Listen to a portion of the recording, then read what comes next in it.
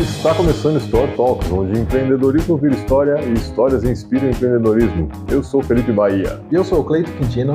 E hoje estamos aqui com Marcelo Basso, um grande amigo meu aí de longa data, do Engenho da Notícia. Prazer em vê-lo. A gente que agradece aí sua presença. Obrigado por trocar uma ideia aí e primeiro entender o que é assessoria de imprensa. Se é para todo mundo. Essa é a pergunta que eu faço logo de cara. Em que momento eu tenho que contratar uma assessoria de imprensa? A gente ouve muito de assessor de imprensa quando, assim, grandes empresas, pessoas famosas, políticos que têm que polir as palavras ali, mandar uma nota. Mas, essencialmente, o que é um assessor de imprensa? Em determinadas situações, e a gente vê muito isso no dia a dia, às vezes é muito mais indicado um assessor de imprensa do que um advogado. Eu já não digo que atuei como advogado, mas como assessor de imprensa de pessoas. Tem um caso recente de pessoa que estava realmente com um problema nacional de uns animais numa cidade próxima aqui, que foi no Fantástico, e aquela situação foi gerando outras situações, porque ele não conseguia dominar aquilo, porque não depende mais de você, porque foi para as redes sociais. Então não era um advogado que ia resolver mais a situação dele, ele tinha um problema de comunicação da imagem dele. Entendi. Então era a Globo ligando, era outros veículos sensacionalistas ligando. O advogado não vai resolver a vida dele. A internet tacando o pau. Exatamente, e sem desfreadamente, né? Você não tem controle daquilo. E aí faltava talvez tato para ele de conseguir dançar a música ali sem piorar o problema, né? Na verdade, quando você fala quem precisa de assessor de imprensa, as grandes empresas já estão cientes disso, tem seus assessores de imprensa, seus escritórios de comunicação, tudo bem. Agora, a pessoa que entende isso, não conhece esse meio e se depara com uma situação exata, envolvido nisso, ele vai perceber a importância de um assessor de imprensa e como as bobagens que você sai falando podem te complicar, né? Na verdade, então, quando a gente tiver a pressa de ser cancelado, a gente já sabe o que falar. Porque hoje esse caso foi nacional, entendeu? Esse caso a gente não cita por... Foi tão famoso que eu não ouvi falar, né? Sim, eu não acompanho mídia tradicional também, então eu acaba não vendo. Né? Mas foi. Deu algumas... Se saiu na Globo e no Fantástico, o negócio foi rede nacional, enfim, são situações que, como eu falei, um advogado não ia resolver a situação dele. Porque não adianta você tacar um processo em cada um que está te difamando ali. Porque chega um momento que você não quer mais processar o cara, você precisa recuperar a imagem, né? Mas nesse caso, exatamente, não era o processar, é usar as palavras. E ele procurava. Algumas vezes eu falei com o advogado que era melhor falar com o advogado do que com ele, sabe? As palavras que a gente estava usando, as notas que a gente soltava, né? Eram coisas que você precisa saber o que o jornalista estava querendo para responder. Você chegar querendo falar uma coisa e o jornalista respondendo outra... Dá conflito e o cara vai escrever o que ele quiser. Exato. E aí a coisa só fica no maior, o que já foi acontecendo. Já estava acontecendo quando eu cheguei no caso. Você foi procurado depois que o negócio já estava lá em cima. Exato. Quando já assessora alguém e tem um problema, seja bom, você já não para, né? Você já tá ali para basear o cara, quando deve falar, como não deve falar, enfim. Isso é muito comum pra gente. A gente tá acostumado a receber abordagem, a gente sabe como o jornalista age, o que eles querem saber, o que eles pedem. É do nosso métier. Se você não entende disso, você não entende disso. Vai estudar um pouco, vai conhecer a fundo o caso, né? Não sai falando qualquer coisa, porque... vai piorar a situação. Vai piorar. Todo mundo quer sair no jornal. Mas sair na bem, coluna social. Sair bem. Quando vai pro outro lado, sai na página policial, capa de jornal.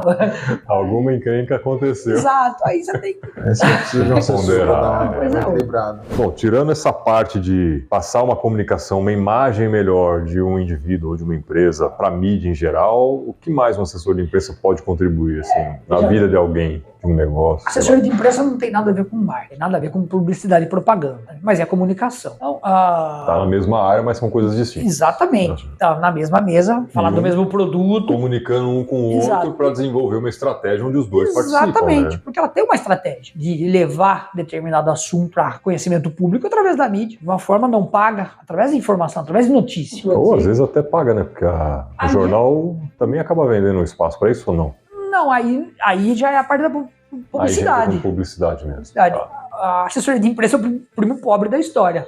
A assessoria de imprensa não trabalha com essa receita, comunica de uma outra forma. O jornalista vem, se a gente está lançando um produto, por mais comercial que seja, tem inovação, tem uma notícia. Não é um sabão em pó no mercado, uma marca de sabão em pó, um sabonete. O produto que seja. Não é uma notícia disfarçada de... Quer dizer, um marketing disfarçado de notícia. Não é, mas tem muito. Tem muito? Tem muito. E com as redes sociais, muito mais. A gente hoje em dia vê as influências, os influencers aí, achando que aquilo... olha aqui, que bacana. Fazer, exatamente. Né? Então misturou-se um pouco as coisas. Mas o engenho da notícia, ele foi engendrado há 30 anos. Quando eu fui fazer faculdade de comunicação, com habilitação em jornalismo, porque é a mesma faculdade que o publicitário faz. Até o 2º ano, isso. Depois, são as 2 habilitações distintas, cada um vai para um lado. Fiz comunicação social para jornalista. Virei jornalista, mas eu nunca pensei em trabalhar num veículo de comunicação. Eu via as coisas acontecendo, o que o mundo, para onde já estava seguindo a comunicação. E eu lembro de um professor de Piracicaba, hoje já está aposentado, foi secretário de Cultura, tá aí, Adolfo Queiroz. No final do curso eu lembro de ter procurado, acho que uma agência de comunicação seria uma coisa para o futuro, porque eu tinha uma loja, trabalhava com meu pai, uma loja de ferramenta, onde eu precisei continuar trabalhando para pagar a faculdade, mas saindo dali a minha cabeça já não é isso aqui que eu quero alguma outra coisa. Passou pela graduação, novas ideias. Exatamente. E eu já imaginava alguma coisa que seria um engenho da notícia. Quando eu termino a faculdade, eu quero trabalhar, fecho a loja e começo a trabalhar, fazer uns freelances, trabalhar para algumas empresas, fazer algumas coisas solo. Isso durante 6 anos. Até que eu realmente crio o Engenho da Notícia. Hoje ele está completando aí seus 18 anos. Legal, então são 26 anos aí vamos completar de carreira. De carreira. Lá no começo já visualizava montar o seu próprio negócio. Exatamente, na área de comunicação. O Engenho da Notícia. Exatamente. Não era exatamente o que eu imaginava, mas era. Foi ali que ele começou a nascer. Já tinha uns esboços. Até porque o mundo era outro. Sim. Tinha jornais impressos, a gente tinha o hábito de ler. Hoje meu filho vai fazer 16 anos a semana que vem. Ele tem nojo de pegar em jornal, né? Uma molecada aí é com o celular, não vê jornal. Não se tem tantos veículos impressos como antigamente. Piracicaba tinha um monte de jornal. Todos eles migraram para o digital hoje. Tá tudo no Instagram. E sobreviveram. Os que sobreviveram, né? Isso os grandes jornais. Isso não é um fato que acontece em Piracicaba ou no interior. Em geral.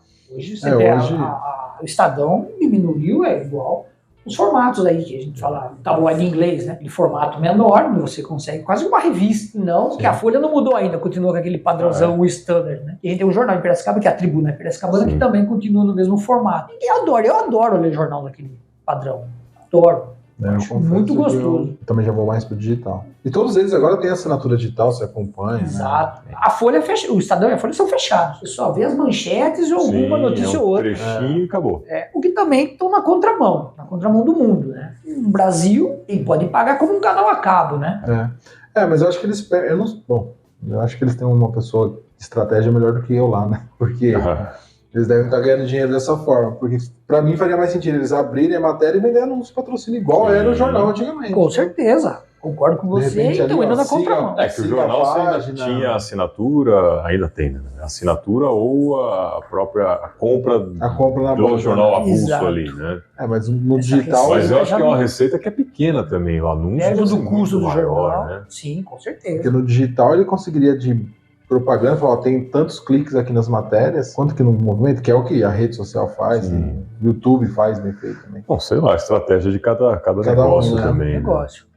Porque também, eu acho que eles perdem a oportunidade, porque eu recebo em alguns grupos o PDF do Valor, do Estadão. Sim.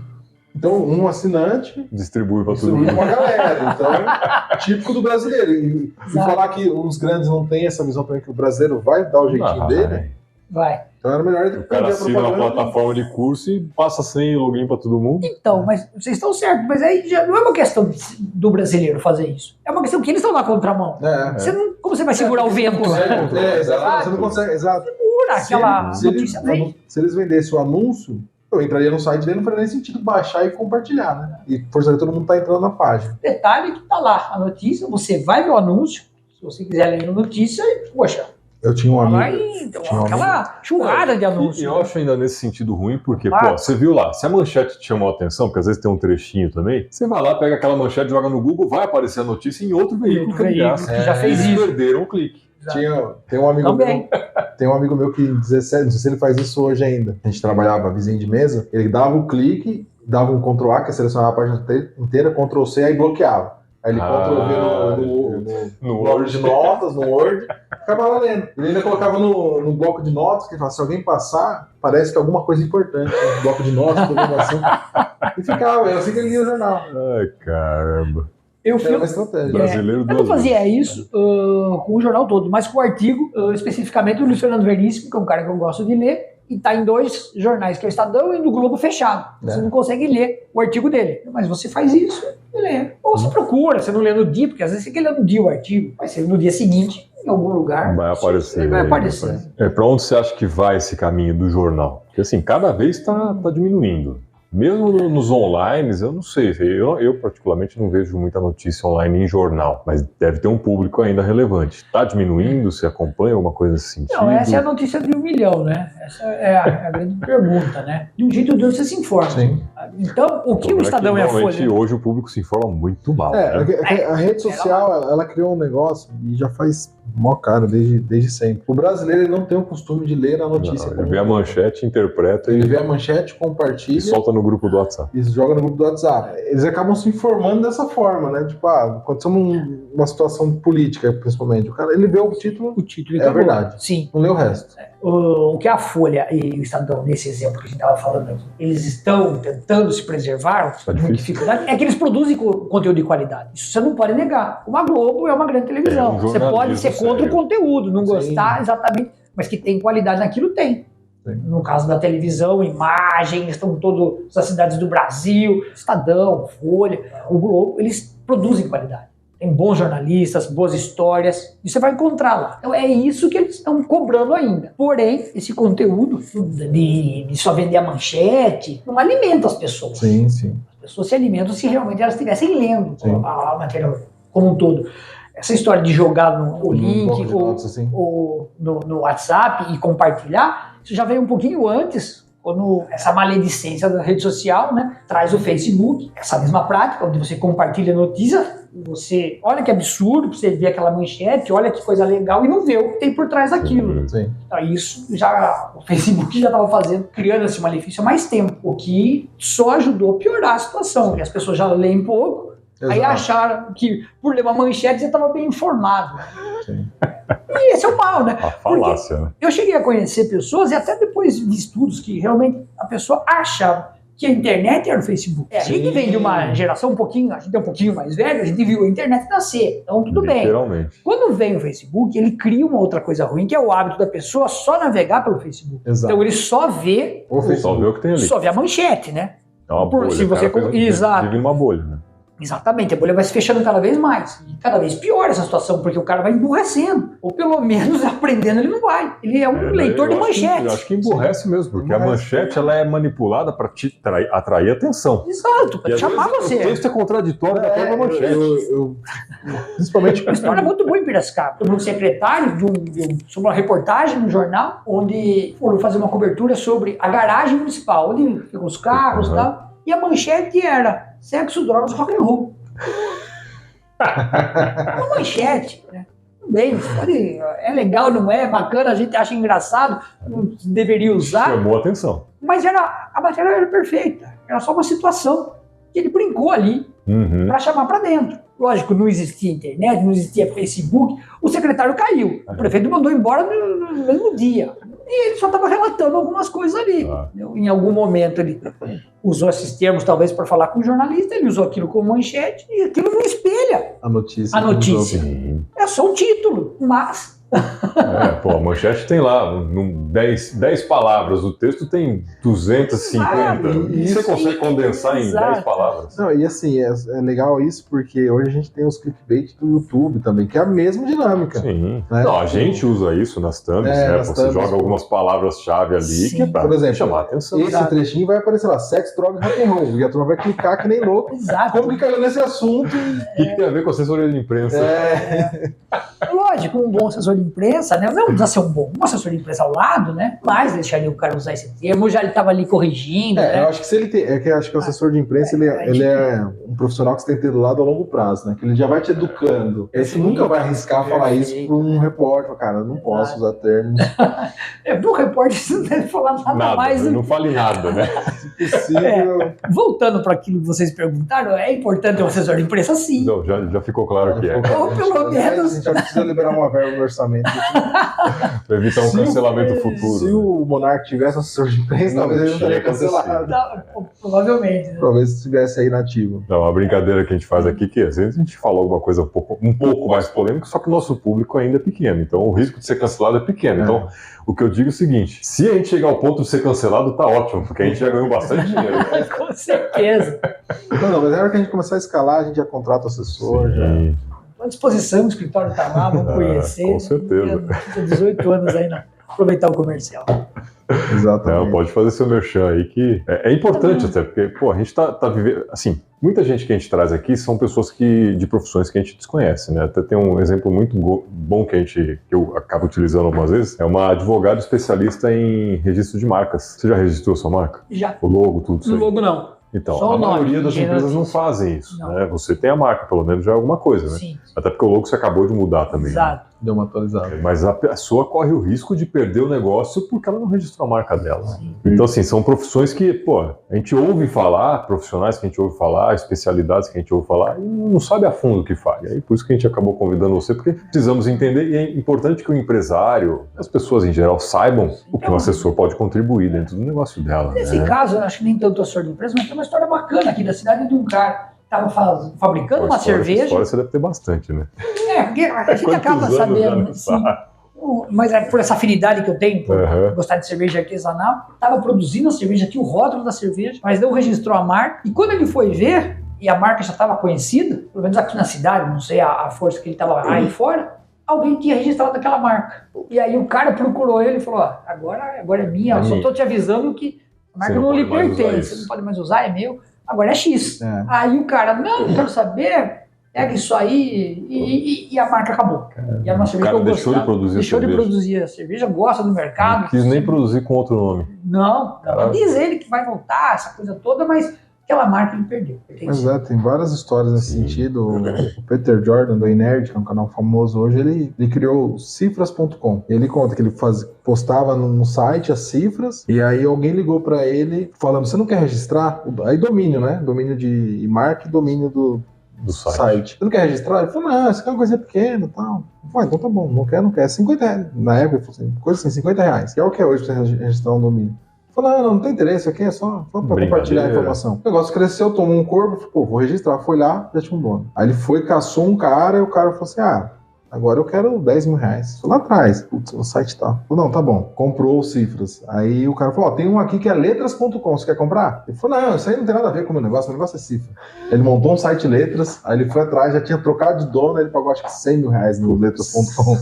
Então, assim, hoje, é que às vezes quando você monta um negócio, você não tem noção do tamanho que vai ficar, né? Não. Mas você perdeu, quer dizer, pagou um negócio de 50 reais, virou... Bom, mas ganhou bastante também, né? Não é que ele tem... Ganhou pra pagar. Se ele pagou é porque ele tinha pra pagar. A ponto de ter virado, né? Sim. Isso é uma história conhecida, né? A ponto de chegar nesse... Olha, lá atrás, ele não dava nada pro negócio dele. Acredito. Muitos negócios começam na brincadeira, né? Esse cara mesmo que você tá falando da cerveja, talvez ele tenha começado como hobby, produzindo pra ele. Os amigos. Foi crescendo, e aí o negócio cresceu. E não se preocupou com isso. Exato. Na nossa área, não é nem tão na assessoria, mas no marketing. E depois muita gente procura. Olha, precisava assim, porque o cara pensa no negócio, começa o negócio, a última coisa que ele vai pensar é no marketing. Ele não separa 10% daquilo que ele gastou, ele não separa 5% para gastar em marketing. Que é o mínimo, né? Até eu mandei um vídeo para você hoje. Aí publicidade custa caro. Aí eles procuram uma assessoria de imprensa. Ela não dá resultado imediato. Uma assessoria de imprensa. É longo prazo. Principalmente em varejo. Uma coisa que o cara abre, ele já quer ver o dinheiro entrando, já não vai funcionar uma assessoria de imprensa. E aí você percebe isso. O cara começa a procurar alternativas, né? Tem reuniões, acaba não gastando nada. Ou pelo menos o cara começa a coçar a cabeça e fala, ele não reservou 5%. Não planejou no orçamento. Economiza uma coisa, exato, né? Olha, economize alguma outra coisa aí que você vai precisar ali na frente. E precisa. Como que você vai vender o que você está criando? Sem marketing você não vende. Não faz nada. E marketing custa dinheiro. E não é pouco.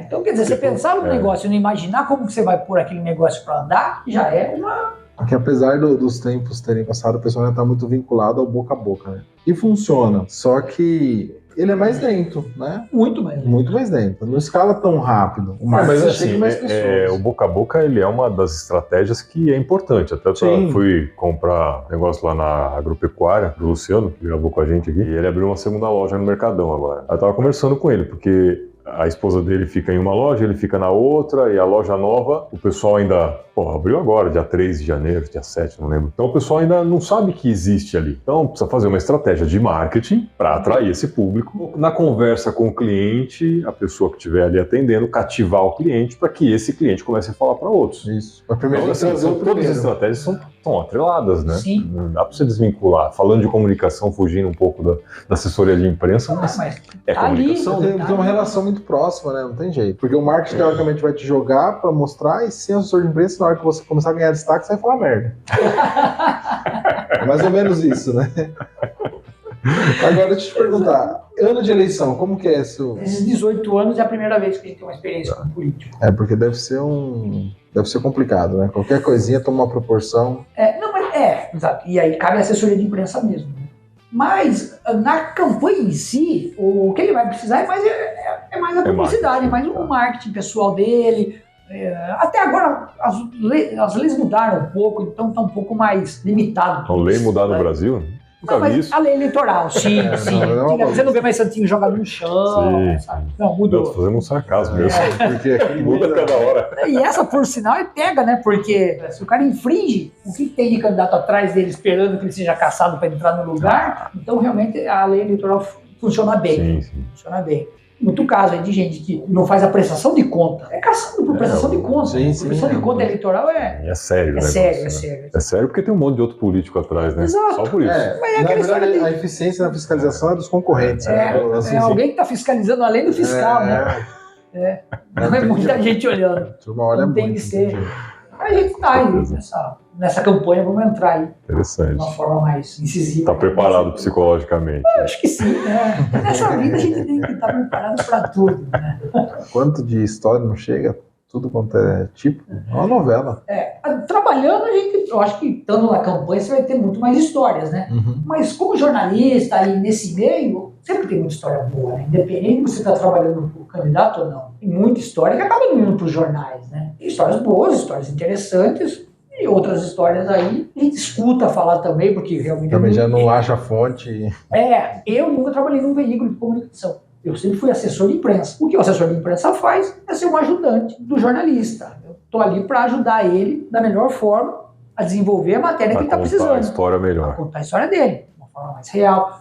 Preferência com o meu cliente, se ele está procurando da minha empresa com que eu trabalho, com quem eu represento. Então, o assessor de imprensa não é nada mais do que um braçal. Ele está ali para ajudar o jornalista. Escrever um texto. Exatamente. Ver a história dele, ou eu vou te municiar com informações, tudo que você precisar. Tem um certo glamour? Tem, mas se vir para o operacional, você vai ver que você é quase como um braçal. Eu já atendi muita gente, grandes veículos, nesse período, né, 18 anos, aí 26, na verdade, como assessor de imprensa, grandes repórteres, gente que só faltou pisar no seu pescoço. E ao mesmo tempo, gente que eu lembro com o maior carinho. Você vê na televisão e a pessoa é uma doçura. Legal. A gente vê esses dois contrapontos. Grandes repórteres. A complexidade do ser humano é essa, você pega uns extremos dos dois lados. Eu estava num salão de humor, o telefone tocando, e durante a abertura do salão do humor. E não era o telefone de celular, era uma sala que estava tocando esse telefone. E insistente. E eu fui atender para... Eu podia tirar do gancho para parar de tocar. Alô, aqui é o Carlos Nascimento, eu sabia o nome do ganhador do salão do humor. E eu era um iniciante. Quem? É o Carlos Nascimento. Me passa o nome do ganhador do salão do humor. Ele estava aí. O cara simples, ele foi super educado, eu só precisava saber o nome, mas, alguém tinha que entender aquele telefone, né? E foi você. Passando pelo corredor, aquela porcaria daquele celular, atrás da coxinha do teatro, tocando o telefone, nem sempre tinha aquele aparelho lá. Aí você ganha, né, a notícia. Aí você anda na Globo por aquilo. Porque se ninguém atende o telefone, derruba essa pauta. Não sei como eu vou saber. Numa época que não tinha internet, não tinha celular, como que ele ia descobrir o nome do ganhador do salão do humor? Ligando para o salão do humor. Ele fez isso. Pegou o telefone, achou o telefone em algum lugar. No horário da abertura lá, onde o assessor de imprensa não está sentado, assistindo. Está trabalhando, está atrás da coxinha, alguma coisa está ali, carregando o piano. E atendi e foi muito legal, né? Legal, assim conheci o Carlos Nascimento. E você chegou a ter contato com ele depois disso? Não, com ele não. Mas então me fala mais isso, quantos números, os números do salão, aí a gente começou a conversar. Uma matéria ali. Eu tenho muitas amizades e faz uma amizade telefônica, Legal. né? Depois o tempo passa, você perde um pouco do contato, a imprensa mudou bastante, não escuta mais falar das pessoas, hoje eles foram para outros veículos, tem os seus próprios canais, porque o pessoal mais velho ou vai para grandes TVs, ou tem um programa de entrevista dele, aí já não está no dia a dia, né? A gente está acostumado a conversar com quem de fábrica mesmo, o repórter, né? Fazer a apuração. Aí o cara cresce, ele quer ficar só como âncora ali, né? Sim, porque acho que é natural da carreira. Da carreira, exato, né? você vai subindo, né? O jornalista em si é um cara que vai trabalhar até os 80 anos. Se ele não fizer um pé de meia, não é um grande salário. Então, não pensa que o cara é pelo glamour. O cara que tá na televisão aparecendo, ele é o bonitão. Falando do salário do Bonner por aí, desse pessoal, é astronômico mesmo. Mas o que tem de gente ali atrás, fazendo o trabalho para e ele, que não né? é tão bem remunerado quanto ele, aí é a realidade. Mas é a realidade de toda a profissão, Toda profissão praticamente, tem né? Sempre tem destaque, um né? ou outro que chega no topo, Claro, a grande maioria claro. é chão de fábrica, né? pesa no É bolso. uma pirâmide, né? Não tem vaga para muita Não gente lá tem, no topo. Não tem. Senão também não. E nessa área cada vez menos, os veículos estão diminuindo, né? Eu não sei se estão diminuindo, eu vejo por um outro lado, é pulverizado, né? Também. Porque hoje na internet é tudo nichado. Então, você vai falar de corrida, que é um negócio que você também mexe aí, que a gente trabalhou junto, inclusive, né? Pô, o cara que gosta de corrida, ele vai pro canal de corrida, ele não vai ficar vendo o canal de cozinha, porque às vezes ele não gosta daquilo. Exato. Se ele gosta, ele vai ver os dois, mas são Exato. coisas distintas. Hoje não, hoje Então é pulverizado. pulverizou Né? demais, então- é muito lixado, né? Não tem jeito. Mas quando tínhamos mais jornal, e o Estadão, a Folha era Nossa, era um calhamaço. você tinha. Comprava por quilo. Aí, e não era só, né? A gente dá o exemplo para todo mundo estar ouvindo, Sim, né? é. Estamos indo além mar, né? Pela internet, todo mundo está vendo a gente do outro lado do mundo. Então é um jornal em todo lugar, é igual em todo lugar. Mas em Piracicaba. Então, você abriu o jornal, a página principal, os editoriais, É um padrão. a Né? política, cidades, educação, saúde. Então, várias editorias, vários assuntos, meio ambiente, esporte. Então, vários assuntos. Então, assim, tem cotidiano, a coluna social, e você ia virando cultura. Quantas editorias? Quantos repórteres? Quanta gente. Trabalhando. Entendeu? Hoje não. Você abre o jornal. Para correr o dia inteiro, imprimir final da tarde, distribuir à noite, para o pessoal de manhã tá com o negócio na mão. E as editorias? Você acha uma matéria de educação diariamente? Lá não acha. De saúde? Quando não acha de saúde, hoje o jornal está falando de algum problema na saúde. Então é quase caso de polícia. Ou problema político. Mas você não vê uma matéria abordando a educação, a saúde, porque estão diminuindo. Então, os jornais estão diminuindo no interior. Isso é uma tendência também. Estão migrando, tá? Cada um está indo segmentando. Eu vejo que hoje eu recebo lá, eu sou de Rio das Pedras, né? Lá eu recebo, tem 2 jornais lá, e aí eles vêm, um arquivinho em PDF lá, eles distribuição gratuita, e realmente é isso que você falou, são pinceladas normalmente no problema. Nunca é uma notícia falando de forma geral da educação, por exemplo. Sim. É sempre quando faltou alguma coisa, quando caiu, quebrou alguma coisa, nunca é mais profundo. Que é o que também vende, né? A polêmica. A polêmica vende mais e também tem outro fator, né? Hoje eu tenho o WhatsApp do pessoal, né? Você tem lá da prefeitura que tem muito conteúdo já publicado. Então, de certa forma, a própria prefeitura mata o jornal. Sim. Porque antes, para eu saber uma coisa que acontecia com o prefeito, eu tinha que buscar o jornal. Hoje não. Hoje eu entro no site da prefeitura e eles vendem a notícia lá no site. Mas também do jeito deles, né? Do jeito deles. A versão deles. A versão deles. Então, os jornalistas que estavam nas redações, e a maioria deles foi emitido, migraram para outros veículos, muitos trabalhando em assessorias de imprensa da prefeitura, de Rio das Pedras, de São Pedro, de Piracicaba, uma equipe lá, produzindo textos e disparando esses textos, que vai parar nesses canais, ou dispara pelo WhatsApp, pelas redes sociais, publicam nas suas redes e vai para os jornais também, as rádios, não falou de rádio, não foi de TV, tem muito um canal de vocês aqui, Sim. É um canal de comunicação. Com certeza. E aí, de fato, a notícia que ganha no destaque no jornal é o problema, né? Então, a assessoria solta uma nota no site da prefeitura dizendo, o projeto X foi assim. O repórter vai soltar uma, não foi bem assim. Sim. Aí ele vai contrapor. Mas se foi do jeito que a assessoria colocou, tem que botar outra notícia, o cara... Fica ali, né? Sim. Fica ali, morre ali. Esse é o problema de uma imprensa não muito ativa. Fica reproduzindo os releases que ele recebe da prefeitura. Eu até escutei eu não vou lembrar quem falou. Foi muito assim que o editorial de alguns sites menores era isso, eles assinavam Estadão, Globo, então eles ficavam lá com 3 telas abertas, abria o jornal, essa notícia é legal, mudava de repente uma manchete ali, soltava no site dele, um clickbait lá, uma chamada, e fonte Estadão, e beleza. O Piranote faz isso em Piracicaba, né?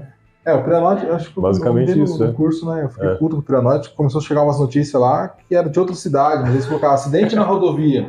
Aí eu falei, putz, será que... Sim. Aí eu clicava, não, era em Botucatu. Não quero saber de Botucatu, pô.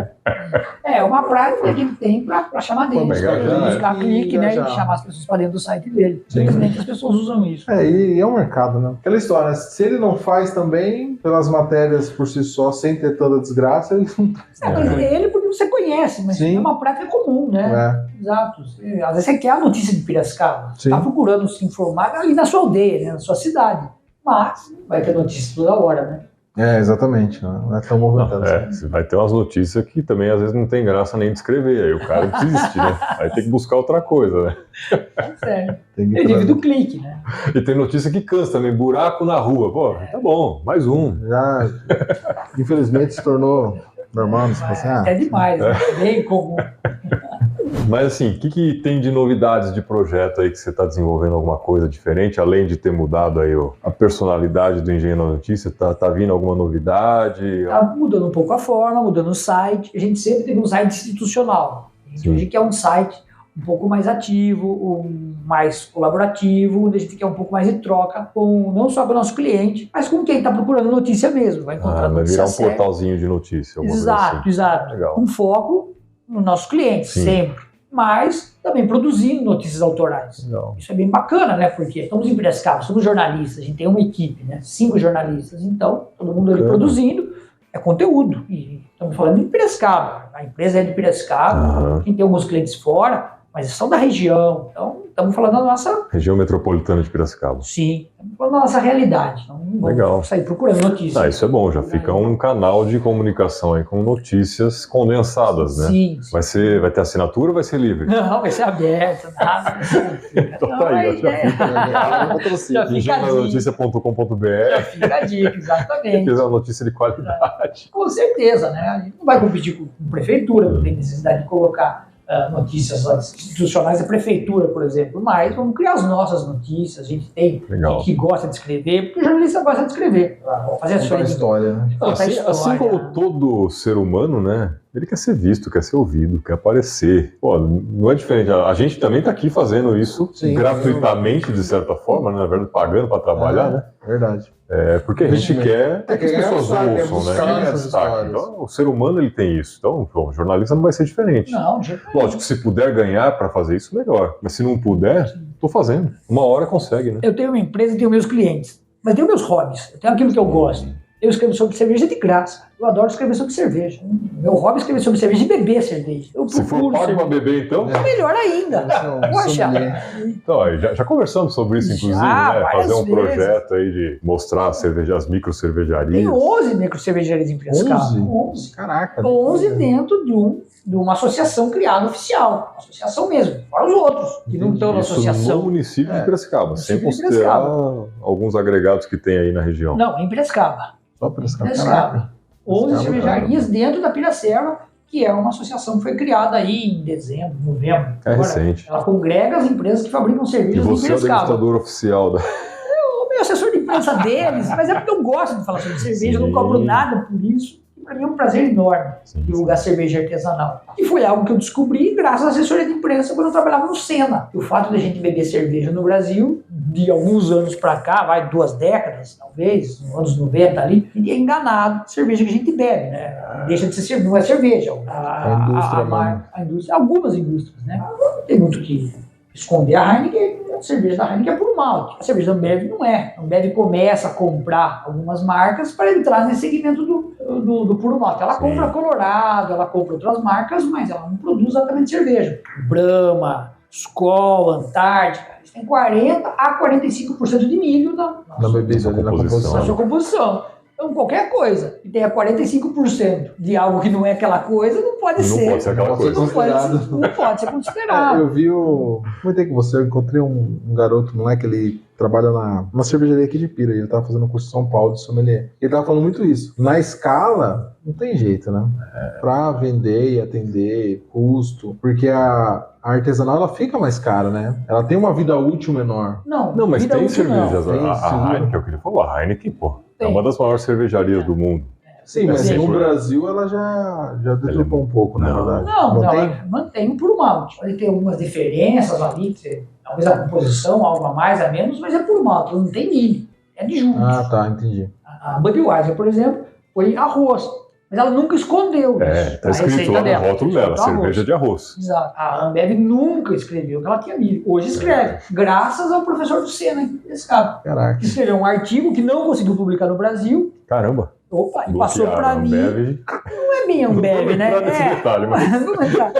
Mas ele não conseguia. Então aí um dia eu encontro ele no corredor, ele me deu um estudo em inglês, eu falei inglês, científico ainda, né? Aí eu fiquei no Google uns 15 dias para entender tudo que ele estava escrevendo. Aí eu liguei para ele, professor, isso que você está falando é isso que eu estou entendendo? O que você está entendendo? Tem milho na cerveja? Não tem. E é toda essa porção aqui, né? Porque tiver um pouquinho lá, 5%, 10%, sei lá, 45% de milho, sim. Mas tá numa cerveja, pô. É uma pamonha, quase um curau, né? É um puro creme do milho. Ele falou, nem é produzido em Piracicaba. Exato. Não, era, né? Já tinha o início da cevada pura. Não, falando a cerveja de milho. Ah, sim, nem é, né? Por sinal, só um adendo nessa história, ele usa a cevada pura para fazer o comparativo zero dele. Ele parte da cevada pura. Porque ele tinha uma tabela, esse é o zero, daqui para cima é cerveja, daqui para baixo não é. Ele usa a cevada pura. Que ele precisava de cerveja de referência. A referência dele foi usada a cevada pura. E ele escreve esse artigo. E na época eu estava indo pro Fantástico toda semana. Eu tinha um cliente aqui de Piracicaba que fazia umas medições. É um advogado que trabalha com comparativos de velocidade. É bem bacana o instituto, chama IAPA. É aqui em Piracicaba. O senhor Renato Orsi. E ele ia toda semana dar uma entrevista no Fantástico falar desses rachas de rua. O cara falou que estava a 60 por hora, mas pela medição aqui, que era uma coisa científica, mas para ele faz, o cara estava a mais de 180. Ele ia lá fazer. Então eu ia no Fantástico toda semana gravar. E aí, numa dessas, eu estava com o estudo na cabeça, encontrei uma repórter batendo um papo ali. Manda esse estudo para mim, mandei um estudo para ela. A gente estava às vésperas da Copa do Mundo no Brasil, onde a Ambev já tinha comprado tudo quanto é, toda a propaganda. Tudo que ela estava patrocinando tudo já. Então, o cara falou, olha, aqui essa matéria não vai entrar. O repórter de Jogo Limpo, né? Falou, aqui não vai entrar essa matéria. Eu vou puta matéria. Espaço publicitário. Exato, né? Tudo. Aí ele falou, aqui não vai entrar. Se um negócio desse, cai tudo a verba embora, né? Eu volto assim, falei, e agora? Eu faço essa reportagem, liguei. Um amigo na Folha, ele falou, vou te passar para o editor. O editor de ciências. Outro caderno que você não encontra mais com facilidade nos jornais. Tinha uma editoria de ciências. Né? Isso faz 12 anos. Aí eu liguei para ele, expliquei a história, ele falou, me manda aqui. E mandei, acho que até por fax, não sei, por e-mail mesmo. E aí ele me retorna, ele falou, posso falar com o professor? Eu falei, claro, passei o contato do professor para ele. No dia seguinte, eu guardo como um troféu, né, essa matéria, porque foi a assessoria que levou esse. Sim. Para mim é um troféu. Tem aquela página, aquele facsímile da Folha, onde as colunas assim vão explicando o título, cerveja brasileira puro milho, alguma coisa assim. Não é puro malte, puro milho. Exato. E aí ele põe a tulipa no meio, assim, né, que a Folha gosta de trabalhar fazer assim. Umas imagens. A tulipa amarela da cerveja, e dentro todas as cervejas e a porcentagem, né, de milho que ela tinha. Então ele foi colocando ali. Pegou o estudo e botou ali. Sim. Traduziu para uma linguagem mais popular também. Exato, mais fácil de visualização. Isso cabe também no jornalismo, porque a coisa que eu mais gosto de escrever é o jornalismo científico. Né? Eu fiquei 5 anos na assessoria da empresa da Exalc, fiquei 10 anos aqui na USP de Piracicaba. E o que era muito gostoso é você entender o estudo, pegar, conversar com o professor e traduzir para o jornalista. Isso cabe ao assessor de imprensa. A função que eu mais gosto. Se eu pudesse fazer isso, eu faria só isso. Deve ser legal mesmo. E essa história... Sai muita coisa de produção ali quando chega no público. A USP de Piracicaba é um negócio absurdo. É uma das maiores produtoras de... Muita informação, muita notícia. Antes disso, esse mesmo professor já tinha feito uma matéria, uma pesquisa muito legal com o McDonald's, com a carne do McDonald's. Estudos muito legais. Só que tudo isso foi criado antes do Facebook, quando não disse boom. Se não, hoje viralizava assim com muita facilidade. E a matéria da cerveja também foi muito legal. Vale a pena pegar um projeto, pegar um estagiário, começa a caçar esses artigos e a gente vai criar um canal aqui só pra falar disso. Tá tudo no Google, cara. Já tá Tudo lá. Então hoje já tá disponibilizado. Não, você encontra, mas são notícias que já... Mas reviver ela. Seria ótimo. Seria ótimo. Fazer um conteúdo Legal. nesse sentido. Aí, por conta disso, Fica a ideia aí para quem quiser fazer, porque a gente já não tem mais tempo também. olha que legal, veio uma revista científica, essa que você compra em banca comum, eu vou lembrar o nome dela, Ciência Hoje, não é Ciência Hoje, que a Ciência Hoje é mais séria, é uma bem popular, parecida com a Super Interessante, mas um outro nome. E aí fizemos uma matéria sobre os laboratórios da Exalc que pareciam esse CSI mesmo, sabe? E aí, olha, aqui foi descoberto o que tinha na cerveja, aqui no McDonald's, e o cara foi usando esses chavões através de mim, a gente, da assessoria de Legal. imprensa, né? Não, eu porque eu tava ali, mas Sim, fomos sim. pegando, olha que legal, ele fez assim 6, 7 páginas da revista, mostrando que cada laboratório já tinha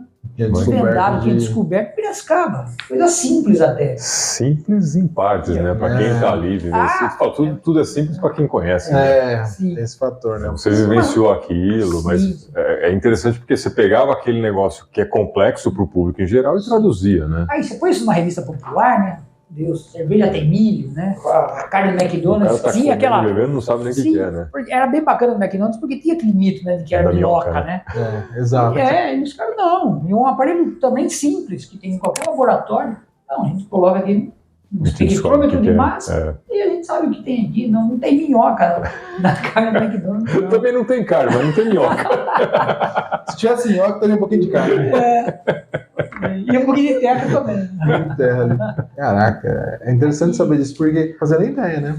Acho que o etanol também teve uma descoberta. O etanol foi aqui, foi feito, foi algo assim. Não sei. Do que você está falando? Primeiro carro a etanol. Eu não sei o que é Exalc brasileiro, mas não sei. Não é Exalc, é o IAC, né? Tinha o Instituto Nacional, quando foi criado o Proal, foi aqui dentro de Piracicaba, dentro do IAC. Mas também tem uma história, aí remete aos anos 30, que a família Bottin criou primeiro um carro lá no Usina Monte Alegre. E o Cavendic lá, e o cara... Olha só. Exato. Essa coisa de a gente vê em filme, o cara colocando cachaça, uísque no tanque do carro, o cara fez isso na Usina Monte Alegre. E tem uns registros lá, falar com o valor de lote, tem umas fotos. Legal. Ele é Bottin, um cara que era ucrânio lá na Usina Monte Alegre, e o cara fez o carro dar com álcool naquela época, álcool na época. Com cachaça. Cachaça. Né? Água ardente, sei lá o que era. E jogou no tanque. Piracicabana é virado também. Depois o Proalgo em 78, né? Os caras participaram ativamente no processo, né? É por isso que nossa região é forte na cana, Sim, né? sim. Muitas usinas, a Raizen desenvolveu aqui, né? Sim, aí na frente, né? Mas o IAC, né? Desenvolvendo cana. Começou lá, né? Assim, desenvolveu lá. E depois, mais pra frente, pouca gente sabe, o biodiesel, o carro flex, que foi desenvolvido aqui numa outra empresa de tecnologia. Já até mudou de nome aqui em Piracicaba. Olha só. O motor, a Flex foi desenvolvido em Piracicaba. Nossa, real. Estamos descobrindo mais coisas de Piracicaba. Não comunica muito bem também não, porque umas coisas grandes. Não, são coisas antigas, né, cara? Mas o Flex já tem uns 30 anos. Não, Flex não. Não. Quanto tempo tem? Por aí, né? De 2000 Eu tô com 40 já. Tá velho. Acho que 2004, 2005, acho que o primeiro carro Flex deve ser por ali, né? Entre 20 perto de 30 anos, é por aí. É verdade. Bastante tempo. Isso é notícias antigas. Você chega lá ou não. Que nem era Flex, ainda tinha outro nome, bicombustível que a gente falava. Bicombustível. A sua carreira você começou trabalhando com assessoria de imprensa, mas como empregado de alguma empresa ou freelancer 100%? Quando eu saí da faculdade, eu ainda tinha uma loja, né? Isso. Precisava do meu trabalho, dessa loja que era com meu pai. Aí meu pai saiu, é uma loja de ferramenta aqui na Vila Resende. Mas logo que a faculdade termina, eu vi que eu não queria ficar cuidando daquela loja, que eu herdei aquilo, era uma coisa assim, cuida da loja ali, é da família e tal, eu não queria mais. Eu fecho a loja e consigo um cargo de estagiário dentro do Engenho Central, na Secretaria de Ação Cultural. Fiquei ali por 2 anos como estagiário. Até então você não tinha trabalhado com nada nesse segmento diretamente? Não, mas tinha já o diploma. Tá. Já estava formado. Já estava formado. Porque eu me formo em 96, dezembro de 96. Eu gosto de brincar com meus colegas da nossa profissão, que eu sou mais velho, 4, 5 anos mais velho que essas pessoas, e elas são mais velhas de profissão. Elas já estão comemorando aí 30 anos de profissão, porque na faculdade elas já foram fazer estágio, já começaram a trabalhar, então elas saíram 4 anos na minha frente. Sim. E depois mais 2, porque eu ainda demoro... Tinha que cuidar da loja, pagar as contas, né? Exatamente. Não dava pra fazer. E eu não consigo esse cargo assim rapidinho. Eu até fechar a loja, ver que eu realmente não queria aquilo, eu entro na profissão em maio de 98, onde eu vou trabalhar no Engenho Central e fazer o 25º Salão de Humor de Piracicaba. Onde eu conheci ali meus grandes amigos na área de Foi caricatura. nesse momento que o Carlos Nascimento ligou. Ou Foi. em outro... Não, foi nesse salão dia. mesmo. Foi nesse salão. Na sua estreia. Foi.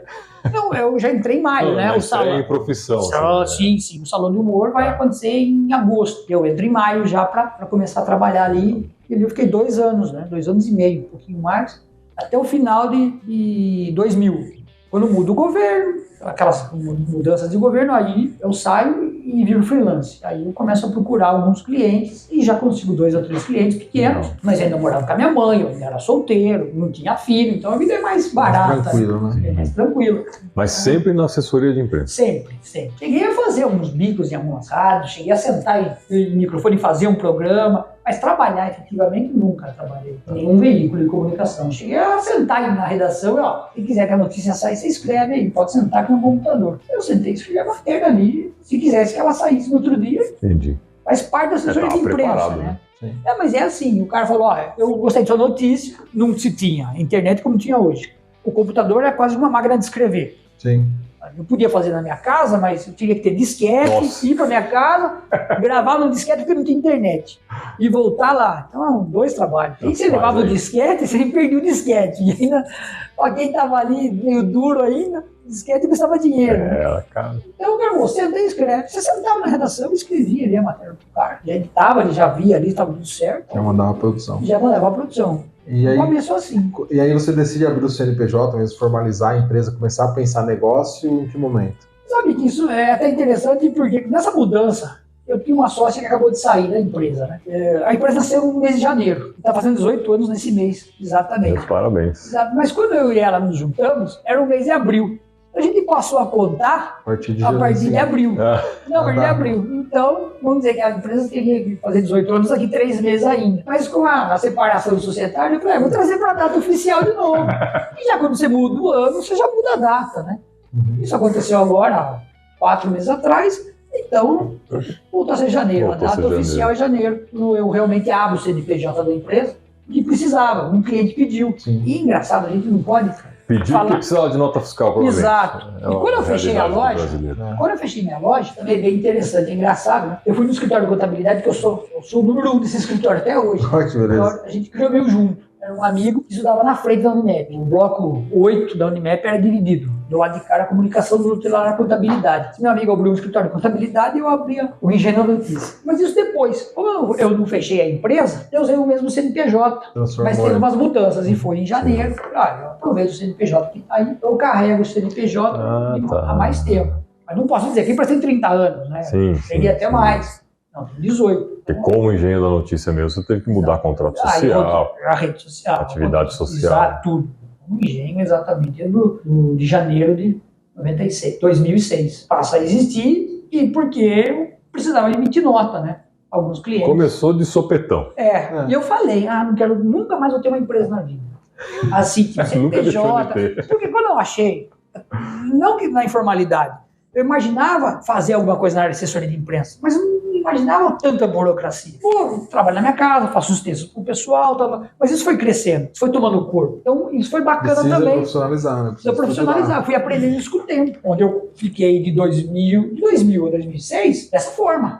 Há 6 anos. É muito parecido com o pequeno empresário que começa mesmo, né? Começa comprando um produto, vendendo porta a porta, vendendo. Alessandro é o caso, assim, muito. Aqui na época não existia MEI, né? Então, não, MEI. Exatamente. Eu nem sei se não, MEI não pode. A classificação dele não pode. Porque é profissão regulamentada, né? Sim, também. E o que vem a ter, e eu na época, foi dos primeiros, vamos nesse enquadramento aí, foi o Simples. Sim. O primeiro Simples, depois surgiu o Super Simples. Isso. Então abri empresa como Simples. Já foi um alívio, né? Um alívio, porque senão pagava COFINS, aquele monte de coisa que aí não teria condição. Assim eu consegui abrir a empresa. Uma carga tributária alta, foi passando de transição de regime em regime. E a publicidade e propaganda em marketing paga um imposto muito mais alto. A assessoria de imprensa é menos. Mais acessível. Mais acessível. O governo explora menos. É porque não mexe com dinheiro, é o primo pobre da história. A publicidade e propaganda está atrelada às comissões, então o imposto é mais alto mesmo. O aporte para o mercado de marketing é muito maior. Opa, muito maior. Muito maior. Sim. Você mexe com verba, né? Sua empresa é o primo pobre da história. Só faço o texto. É bem isso. Assim começou.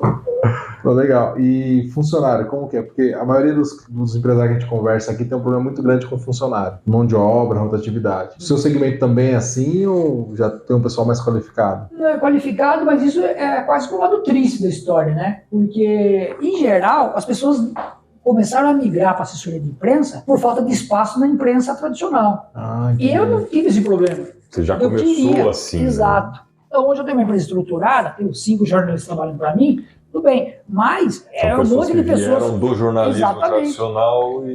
Perfeito, exatamente isso. Então, todas qualificadas, pode trabalhar com pessoas mais velhas, não pegar ainda um iniciante, porque você pega o pessoal mais traquejo, e o que também tem mais dificuldade de entrar, né, no voltar para o mercado, e ninguém quer voltar para o mercado, porque é o que a gente chama de hard news, né, que é essa coisa de ir para a rua do jornal, andar na chuva, aí... Jornalismo raiz. No buraco e na delegacia, né? Tudo, depois de uma certa idade, pode até ser gostoso, sabe? No começo, aventura, interessante. Mas depois de um tempo... Tem quem goste. Tem. Até tem uns amigos mais velhos aí que são malucos por uma delegacia. Mas depois você vai cansando disso. Cadeio, né? Cara. Como advogado, né? Mas é ali que está o negócio, né? É, sensacionalista, né? Mas não é só isso. Não. Além do sensacionalismo, o sensacionalismo vai da índole do jornalista e da índole e da prática do veículo. Porque você tem uma coisa muito séria e um material muito qualificado, que é o BO. Sim. E ele é rico em detalhe, né? Riquíssimo. E ele é aberto. Sim. Ele fica lá no balcão, documento público. Ele fica lá, em cima do balcão da delegacia para qualquer pessoa ver. Você pode ir lá, lógico, você vai lá e transforma aquilo numa notícia. A notícia está lá, mas se você vai escrever de forma sensacionalista, vai apresentar aquilo de uma forma mais simples ou grotesca, ou ali é do jornalista, vai daí no jornal, a prática que ele quer dar para aquele tipo de notícia, né? Mas o material está ali. Traduzir o texto. Exato. E ali o que você fazia dentro da ciência, o cara faz isso dentro da cadeia. Exato. Na porta da cadeia. Dentro da cadeia, não que lá dá. Na porta da cadeia. Porque ali você tem os termos técnicos também dos policiais e tudo mais. Mas mesmo você não entrevista o delegado, ali tá tudo. Ali já é a sua fonte. Você pode transcrever o que está ali, que não tem problema nenhum. Não tem problema nenhum, né? Pode, se usar o nome da pessoa, não, depende do que for. Pode acarretar um processo. Pode. Porque o boletim também é inicial, né? Depois essa pessoa é julgada e inocentada, você toma na cabeça. Exato. Você pode preservar o nome, né? O que a rede social não faz hoje, né? Não. A rede social, ela uma não faz, mas aí não são jornalistas, né? São os... a rede social, né? Porque o público em geral. A rede social, ela dinamizou muito, né? Eu tava comentando acho que no curso que a gente tava fazendo, né? Quando caiu o avião aqui. Sim. Eu estava aqui, eu fui lá, dá um desespero. O que tá acontecendo? Será que posso ajudar alguma coisa? E eu ali olhando, não filmei, não fiz nada. Daqui a pouco começou a pular no WhatsApp a notícia. Caiu. Falei, gente, como que vocês têm essa notícia? Eu tô aqui do lado. Acabei de ver. E chegou por assim, num grupo aleatório do futebol. Eu falei, cara, e assim, o pessoal não tem o cuidado, né? Não tem filtro, a preocupação. Expõe ali, já sai falando de asneira. Então, eu tenho uma história que me emociona um pouco. Eu acho que o Felipe sabe. E eu fotografei uma época a Stock Car. Na verdade, a Stock Car Light, porque eu trabalhava com 2 pilotos que faziam a Light, né? Quando tinha Stock Car Light. Teve uma morte de um piloto nessa corrida. E eu tava lá. E eu fui o único fotógrafo que fotografou ele esticado ali no chão, morto, porque no momento que ele estava ali, ele estava dentro do carro, foi retirado. Já tinham varrido a pista toda com todo mundo. Só que eu estava, Interlagos é muito grande, estava lá no final, numa outra curva que ninguém fica, e eu vim caminhando a pé. Quando vi a bandeira vermelha, eu vi que ela foi interrompida e vim caminhando. Então, esqueceram de mim. Então, eu estava ali. E quando eu estava com uma tele, né? Uma câmera grande, para fazer automobilismo você tem que ter uma tele. Distância, né? Aí, de repente, eu vi aquela cena. O cara ali esticado dentro daquela... Já naquela... saco lá, naquele saco fechado, né? Eles estavam fechando. E eu, quando vi aquilo, o instinto jornalístico é forte. E eu peguei a câmera e comecei a fotografar. E ali até fechar no saco. Então, eu tinha essas imagens. E nisso, a pessoa me viu.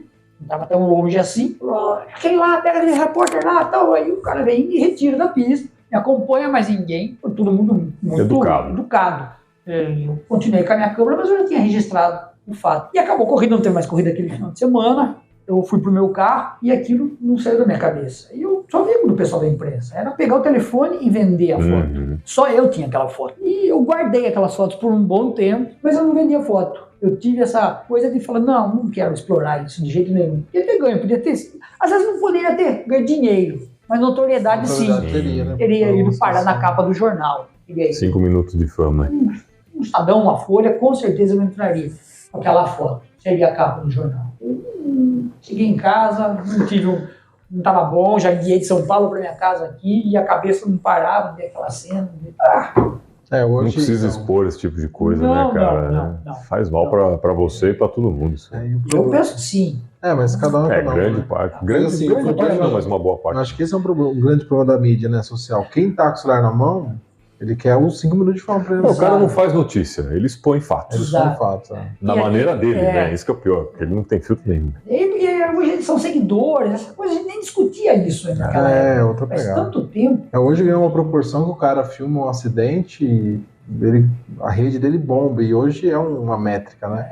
Mesmo que ele não venda aquilo. Não, mesmo que ele quer ter notoriedade, né? No meu apareceu, cresceu o número de seguidores, número de curtidas naquela imagem, no vídeo. Eu não sei onde foi que eu vi também uma ceninha, não sei se era uma charge de um acidente, a pessoa saindo do carro, tipo, morrendo, me ajuda, e de uma galera em volta. Peraí, uma live aqui, e vira, que é um problema que surge com a rede social e o dinamismo de tudo, né? Todo mundo com o celular na mão conseguindo transmitir. Você banaliza a vida, né? Você não socorre o cara. Falta um pouco de compaixão. Quais são as maiores dificuldades nesse segmento, comercialmente falando? Assim, é tranquilo vender assessoria de imprensa? Não é. Conseguir clientes deve ser difícil. Não é porque as pessoas ainda confundem um pouco. E quando você senta numa reunião para explicar aquilo que você faz, aquilo não é nem... Na maioria das vezes não é o que o cara está querendo comprar. Ele estava buscando marketing, caiu com você... Não, às vezes ele sabe o que é, mas ele não entende como vai funcionar. Você explica. Aí ele desiste. E ele vê que não é uma coisa imediata. Não é uma coisa simples. A gente tem uma transparência, a gente tem um jeito de falar que não engana ninguém. Senão a gente não está há 18 anos fazendo isso como empresa, né? Mas falo porque uma pessoa dessa, uma empresa dessa te contrata pensando que ela vai ter resultados imediatos e se não, ela nem contrata. Ela nem contrata. Não, porque daí ela te procura. Sim, ela cai numa realidade que vai dar resultado imediato. Exato. Tem. Imediato. Ela vai se ver no jornal no dia seguinte, ou como pessoa física ou como pessoa jurídica, né? Ele vai se ver, ou o produto dele, ele vai estar nos jornais no dia seguinte, vai estar dando entrevista em rádio no dia seguinte. E não é assim. Primeiro, uma assessoria, você pega para trabalhar uma empresa, é uns 2, 3 meses, sabe? Por quê? Porque o jornalista da redação, do outro lado do balcão, que a gente gosta de falar, ele tem que sentir confiança naquilo.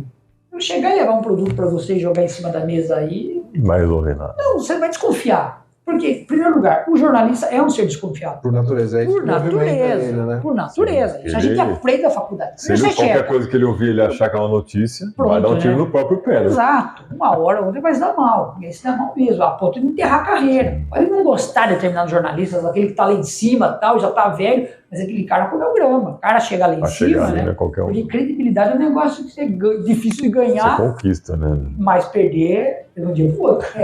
Botou a vírgula no lugar errado, já era. Por isso essa coisa de trabalhar com político, né? Tem muito tato. Porque pra ele, tá aqui, a notícia é essa, peraí, tá essa a notícia, vamos ver se é mesmo. Porque eu posso levar pra você, mas você vai checar. Eu, como assessor, trago a notícia, você vai checar. Você vai publicar aquilo? Já aconteceu de eu mandar, então a gente tem credibilidade. Mas as notícias que são inofensivas, entendeu? Tal produto já tem no mercado. Você vai publicar, tá acreditando que realmente tá lá, porque eu tô avisando que tem, porque eu quero vender, o meu cliente quer vender, então tá lá no mercado. Não tem muito o que checar algumas coisas. Mas quando entra um assunto sério, fala de alguém, envolve terceiros, você tem que checar. Uma prática jornalística. Aí vai nas fontes. Claro. Vai acreditar no que eu estou falando? Pode, piamente, a gente pode ser os melhores amigos, somos irmãos, mas você não vai publicar sem checar. É sua credibilidade, assim, você que entregou a notícia tem a sua credibilidade comigo que recebeu a notícia para publicar. E você tem a sua. Mas eu tenho a minha perante toda a população que está acompanhando aquilo ali, né? Exato. O leitor e aquilo que lê vai passar aquilo como verdade. Então isso vai longe, é sério. Então, nem todo mundo entende isso, né? Então, quando você chega e explica realmente, uma assessoria de imprensa é legal, você está precisando, é o seu diagnóstico, você procurou, é verdade, obrigado, estamos aqui. Mas não vai funcionar esse mês. Vai até funcionar, você tem multa do produto, você tem isso, aquilo, você inventou alguma coisa. Você pode dar sorte de conseguir trazer resultado rápido, mas não é o padrão. Mas não é o padrão. Espera lá, uns 2, 3 meses para você conseguir escalar o negócio. Escalar, né? As pessoas são ansiosas hoje. É natural, né? E todo mundo acha que o filho dele é o mais bonito, né? O meu produto é o top. Aí você chega e fala, não é. Tem mais uns 15 no mercado igual o exato. seu. Melhores. Por isso é fácil, realmente não é muito fácil essa história que você está falando. Ó, galgar porque cliente, não é simples. Eu fico pensando como empresa, você tem lá o seu departamento comercial, que tem que fazer as visitas, fazer a prospecção, todo o processo de uma área comercial. Sim. Deve ser tão difícil quanto vender contabilidade. Deve ser tão difícil quanto vender contabilidade. Provavelmente, Aquele é contador, né? Não, mas imagino, né? Porque confiança, né? É. Contador. Isso, e aquilo que você falou, por exemplo, ele falou que tá com o contador dele a vida toda de empresário e tá com contador. Como que você não entra, né? Tipo, a maioria das empresas são mais velhas, mais tempos de CNPJ. Você tá com contador aí há 1000 anos, não vai trocar. Sim. É que no caso de uma assessoria de imprensa, diferentemente da contabilidade, que toda empresa tem um contador, assessoria de imprensa são poucas que tem. Então, né? mas aí é o lado negativo, porque então. eu tenho que explicar o que eu vou vender e ver se Não, mas encaixa. é uma questão cultural, né? Sim. Acho que falta um pouco da cultura de as empresas, as pessoas aí mais expostas entenderem que precisa de alguém assim, né? Fala. Não é nem um serviço que o Brasil criou. É o RP, né? Isso já vem dos anos 40 nos Estados Unidos. Caramba. Isso. Logo pós-guerra ali. Entra Ford nos anos 50. Mas o Relações Públicas, né? Públicas, é. Exato. Você falou RP, sim, vamos falar com... Sim, é o Public Relation. Então, você tem essa cultura dos Estados Unidos dos anos 50. No Brasil, isso chega muito mais tarde, no final dos anos 70. E a minha sorte enquanto empresa, é que eu já estava aprendendo isso pela faculdade e Piracicaba, mas lá no interior. E não tinha ninguém fazendo isso, de forma institucional. Eu não criei nada. Longe disso, eu falar, não, Marcelinho, não criei. Mas... Você trouxe o conceito para a região. Quem tinha assessoria de imprensa em Piracicaba? A Prefeitura e a Câmara Municipal, só. É só os políticos. Só político. A Prefeitura como instituição mesmo. Né? Os órgãos oficiais. Né? A Exalc não tinha. Olha só. A Exalc só foi ter assessoria de imprensa quando fez 100 anos em 2001. Caramba! E logo em seguida eu vou trabalhar lá. Ela era um departamento que nem podia chamar de departamento. Mas a partir do centenário da Exalc. Mas estamos falando de uma USP. Em Piracicaba não tinha uma assessoria de imprensa. Me orgulha muito ter ido para lá. Meu grande emprego, assim. Nessa época eu era estagiário de Exalc. Aí eu começo a fazer assessoria de imprensa de uma forma um pouco mais profissional. Aí a gente vai ganhando espaço, você vai fazendo, ninguém mais fazia, procura ele. Quem faz é ele, não tem mais quem faz. Só tem ele. Exato. Então hoje são 18 anos. Só tem ele, mas ainda bem que era bom, né? Mas aí acho que é oportunidade, né? Sim. Talvez. Acho que tem muita gente melhor do que eu, sou melhor. Mas não tinha ninguém fazendo. Sim. Aí foi a coisa de chegar primeiro e eu ocupar o espaço. Beber ali. Você não acha um grande escritório de assessoria de imprensa em Limeira. Você não acha um grande escritório de assessoria de imprensa. E você atende cidades da região aqui também. Atendo, mas não. O foco é Piracicaba. O foco é Piracicaba. Rio das Pedras não tem cliente. Rio das Pedras, só o dono dos gados lá. Mas tradicionalmente no interior não se tem muito, né? Nos veículos, nos grandes instituições tem. E na prefeitura de Limeira tem, na prefeitura de... Mas da Câmara tem. Mas aí é interno, né? Deve ser funcionário direto, não é uma empresa. Não é interno. É funcionário. Concursado. Ou concursado. Alguns tem prefeitura que está mais avançado, tem concurso, né? Senão o cara faz um cargo de comissão, põe alguém ali, fica 4 anos e depois vai embora. Aí que é ruim para a profissão, né? Não profissionaliza, não cria o departamento, não cria essa cultura. Que você tem um cara ali de funcionário público, mesmo concursado, é muito legal. E longo prazo também ele tem um histórico maior. Exatamente. Né? E o comissionado também vai sempre puxar a sardinha do jeito que ele quer ali. Exato. Estou te pagando, você tá aqui, se você não fizer, você vai embora. Ele vai ser jornalista, ele vai ser um agente político. Aí é complicado. Quando ele chega do outro lado do balcão, né, o cara vai sempre desconfiar. Ainda bem que o jornalista já tem essa índole, tem esse filtro. Tem que ter. Chegar e receber tudo de político, com interesse de cidade, com interesse... né? Você acha que tudo vai acabar no jornal? Vai. Mas enfim, quando você tem um cara que realmente passou por uma escola, e não que eu seja defensor do diploma, porque tem uma discussão sobre diploma jornalístico também, eu não sou defensor do diploma, acho que qualquer um pode ser. Como nos Estados Unidos não precisa de diploma. Não? No Brasil, inclusive, é um dos poucos países que exige diploma. Deve ter uma meia dúzia de países que exige diploma. Na verdade, não precisa. A maioria do mundo não precisa. Mas, noções de ética, entendeu? Isso. Mas isso em qualquer lugar. Né? Mas bom senso e ética. Minha esposa, que tá aqui, que é cabeleireira, precisa ter. Sim. O contador precisa ter. Então, o fio baby precisa ter. Com certeza. Então, quer dizer, isso cabe em qualquer lugar. Isso é do ser humano, né? Não é da profissão. Deveria ser, né? Bom senso e ética. Costumo dizer que se estão ensinando na faculdade é porque estava faltando. aí. Na sociedade como um todo, né? Eles Exato. passaram a colocar esse filtro a mais. Exato. E no Brasil, você tem a Casper Libro. Eu estudei, fui fazer minha pós-graduação lá, que é a escola mais antiga do Brasil. Mas é uma tradição no Brasil de ter essa Fazer a escola, formação, né? Ter a formação. A maioria dos países do mundo, sim.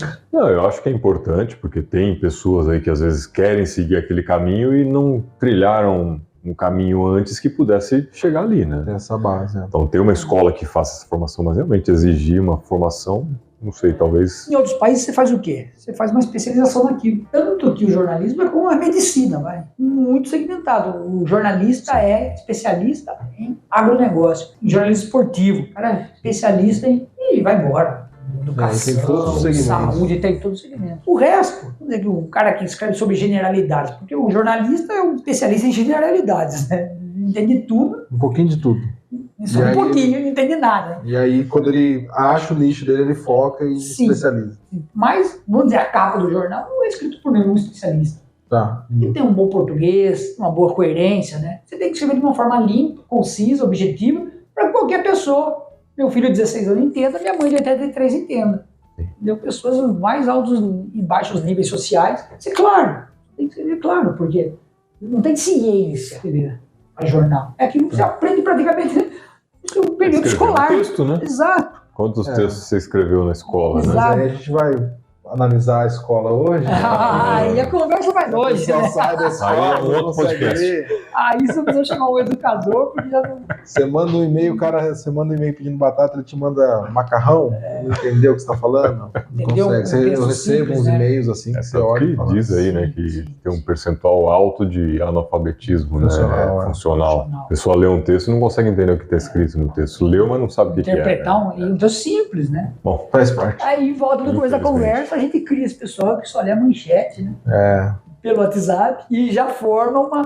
e já forma opinião Já e forma tem opinião, certeza mas- absoluta. opinião, preconceito e não sabe nada do contexto. Aí. Depois ele lê cinco palavras um título, não pode ter muito mais que isso, no título a gente tenta ser conciso, em 5 palavras ele forma uma opinião.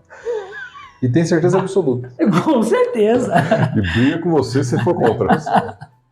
E tem gente matando outros. Deixa aí seus contatos, suas redes sociais, para o pessoal conhecer um pouquinho mais do seu trabalho também. Obrigado. Passa o contato de onde o pessoal encontra seu, não sei se é blog de cerveja, sobre cerveja, o material que você Esse contribui. conteúdo da cerveja aí que Porque você acha que vai atrair mais do que as pessoas não pensam.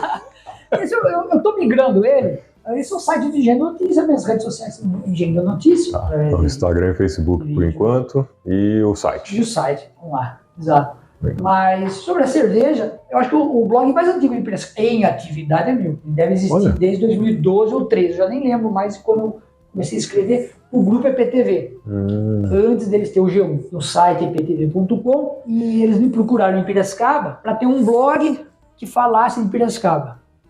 Eu tinha um amigo lá, ele perguntou se eu indicava algum jornalista, eu indiquei 2 ou 3, nenhum deu certo. Aí ele perguntou, sabe o que é você escrever? E eu acabei topando, e ele me ajudou, ele chama Araripe, não sei onde ele foi parar, foi embora de Campinas. Aí ele me ajudou a achar o nome, chama Porto Piracicaba. Então ele tá num Blogspot, por quê? Ele foi migrado pro Blogspot porque a IPTV teve que desaparecer Tá. para virar G1. Então eu E tô aí lá não faz pode muito colocar. tempo, o G1 em Piracicaba já fez mais 10 anos. Então eu fiquei 2 anos ou 3 escrevendo para a IPTV. Esse blog ficou no ar, aí eles deram, olha, ele vai desaparecer, a gente migra para o Blogspot e fica lá. Nunca perdeu o conteúdo, tá tudo lá. Mas você continua escrevendo ali, não? Continuo. Ah, legal. Só que, como eu enveredei pro lado da cerveja, e os meus artigos tinham lugar que eu não conseguia publicar, meus textos, eu comecei a pôr lá. Então ele não tem o nome cervejeiro. Tá. Então ele criou Ainda é o Porto o Piracicaba. Porto Piracicaba. O link tá no site do Engenho da Notícia, Não tá, mas agora eu vou migrar. Vai ligar. Agora eu tô com um projeto já de migrar, ainda esse mês, até perto do carnaval. Eu falei hoje eu não sei quando vai pular, né? Quinta-feira. Agora.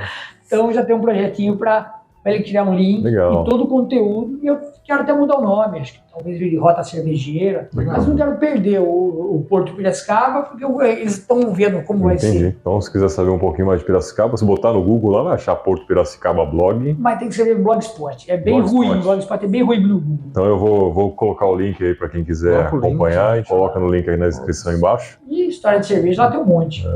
Eu já venho escrevendo faz 10 anos, né, sobre cerveja. 12, né? Em setembro faz 12 anos. Que legal. E dessa primeira história de cerveja aí que tá lá. Encontrar todo esse conteúdo de cerveja. Então, Todas as cervejas que eu bebi, as cervejarias que eu conheci, visitei. Hoje, praticamente, as histórias são só de cerveja. Eu não vou mais atrás de outras coisas, não dá muito tempo. aham. Então, quando tem uma história de cerveja, Não, eu publico. legal. As histórias de cerveja são boas. Pra mim são as melhores, são as mais saborosas. Marcelinho, fala um pouquinho da Rota Cervejeira de Piracicaba aí. Tô vendo aqui no seu blog, tem uma matéria, tem uma publicação. Como funciona? O que é esse projeto? A Rota é um sonho, né? De fazer as pessoas conhecerem realmente o que é cerveja artesanal, que o processo é simples, e levar as pessoas a isso, a conhecer uma fábrica e ali degustarem. Então a gente fez um projeto onde a pessoa passeia com o trenzinho que tem ali na Rua do Porto, sobe no trem, vamos até uma cervejaria, fazemos uma rota, né? Elas descem, degustam uma cerveja, conhecem a cervejaria, sobem de novo no trem, vamos numa outra cervejaria. Quanta cerveja deve ter nesse rolê aí? Tô fazendo as contas aqui, eu já não vou chegar bem. Na última descida, acho que eu vou cair. Quantas tem? Na verdade, é assim, a rota, ela vai crescer, a gente tem várias cervejarias em Piracicaba, mas nem todas recebem pessoas ainda. Ah, entendi. Então hoje nós fazemos isso com 4 cervejarias, que é a Dama, a Cevada, a Greenfish e a Tuta Birra. Então dá um circuito bem legal pela cidade. Uma volta legal bastante, na cidade. então. Só que nós fazemos não usamos as 4. Ok. É sempre 2. Ok. Tá. Então a gente tem esse cuidado, né, de fazer apenas 2. Legal. Onde a pessoa também pode curtir um pouco a cervejaria, né? Se entrar, olhar, tomar um gole. Isso aí, correndo, né? Exato, ela curte um pouco, fica ali, às vezes E tem sem se música, preocupar em dirigir, né? sempre de sexta-feira, sim, exato, né? Aí você pode ter um Uber te esperando ali no trenzinho, né? Aham. E leva de volta e cada um para sua casa. Então é uma forma das pessoas conhecerem as cervejarias que a Piracicaba oferece, tipo de cerveja que a Piracicaba produz também. Temos só aqui. Cerveja igual vinho, cada lugar Cada faz o lugar seu, é o tem sua seu. característica. Como tem uma palavra terroir, né? Terroir. Está muito na moda. Então, cada um tem o seu estilo de fazer cerveja, a sua receita. Eu já fiz 2 receitas, tudo isso aqui. A sua cerveja tem aquilo que lhe agrada. Você sempre está Legal. procurando uma cerveja que apeteça ou que dê mais prazer. Então você vai tomar cerveja a vida inteira procurando É o aquilo melhor, que você né? conseguiu fazer, porque você não acertou a receita direito, né? Você vai tomando o que você fez. Bem por aí. Já que eu fiz, eu vou tomar esse negócio aqui, né? Tem um estudo de uns amigos que a gente tem hoje cerca de 200 a 250 pessoas fazendo cerveja em Piracicaba. Caraca! 80 de forma contínua. Caramba. Nossa! Então tem Isso não 80 foi um pessoas gosto de fazendo cerveja. aí de forma toda semana, cada Alguns 15 para dias. comercializar, mas a maioria para beber. Cara, Exato. nossa, agora que você falou, eu trabalhei com um cara em 2019, 19, Lucas Gaiati. Depois a gente marca ele aqui. Ele tinha falado pra mim, eu vou começar a fazer cerveja com meu pai. E era um negócio de família, ele, o pai e o irmão, virou um... Eu não sei nem que pé que tá, vou até Isso mandar mensagem não pra é ele. estranho. Eu tenho um Instagram de cerveja, onde só posto as cervejas que eu bebi. Tem 325 postagens, 345 postagens. Caramba. Qual que é essa? Chama Larry Beer, uma música dos Trocadilho do Larry Beer. Tinha uma banda no professor de inglês meu que chamava Larry Beer. Eu tentei pôr Larry Beer, mas É o por domínio não tinha. É por isso que eles já tinham registrado, acho. Então, eu gostei mais do Larry Beer, né? Sim, combina mais, né? Tem uma página oficial no Instagram aqui do Rota Cervejeira? Tem.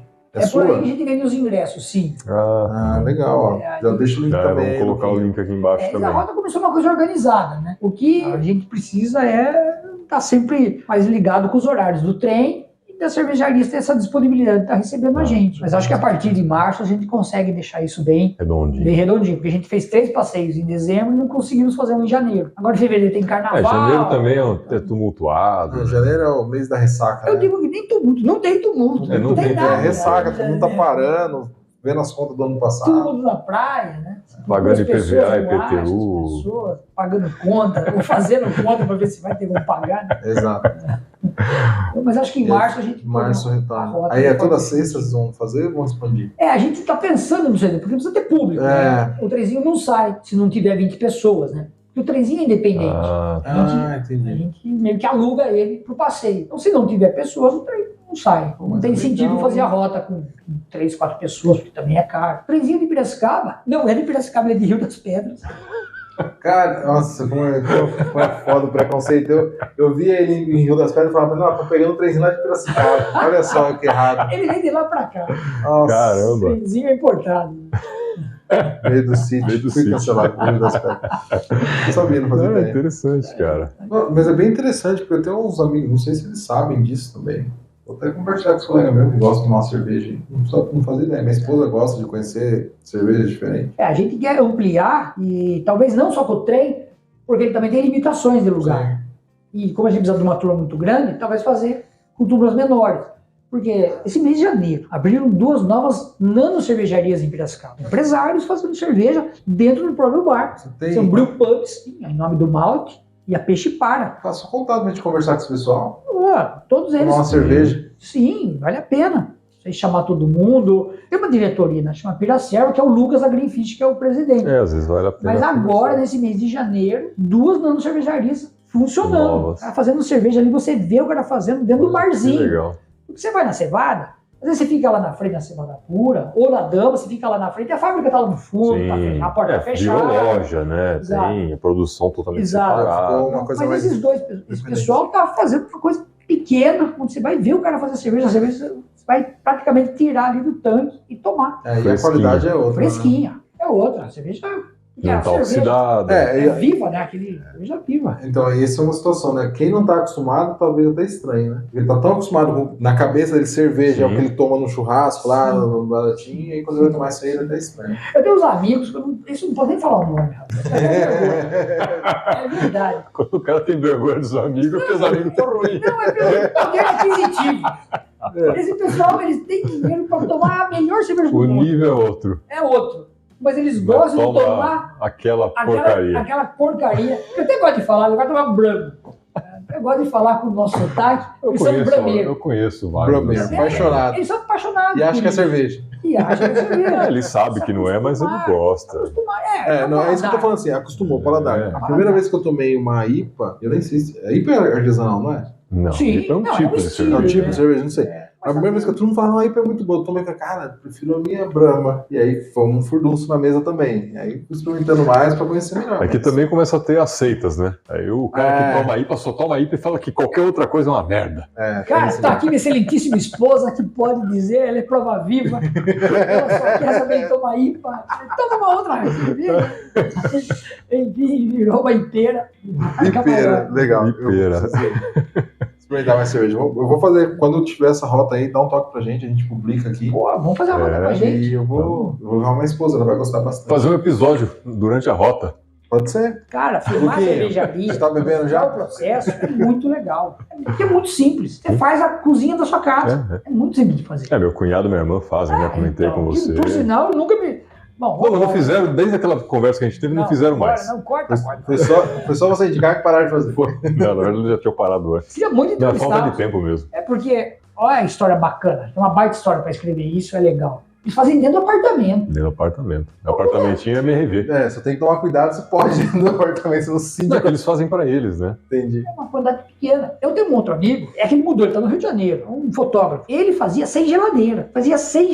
Você precisa de uma temperatura controlada. Sim. Ele conseguia fazer 6 geladeiras. Ô, louco. Ele usava 4 garrafas PET.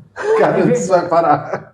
2 no congelador e 2 depois de congelada. Ficavam controlando a temperatura manualmente o negócio ali. De um tanque. Ele põe gelo no tanque. Você imagina o tanque. Não, o tanque de lavar roupa, é isso?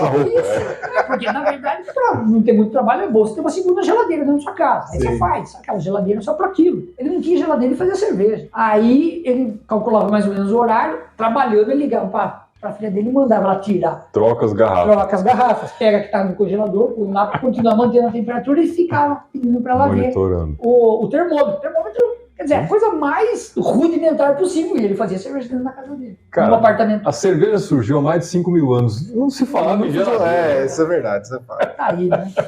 Não foi inventado ontem. Né? Matéria dessas de hoje que eu vi. Acharam um pote do Guia Cervejeiro. Pode estar no Instagram aí. Acharam um pote com resquício de cerveja de mais de 5 mil anos. Aí?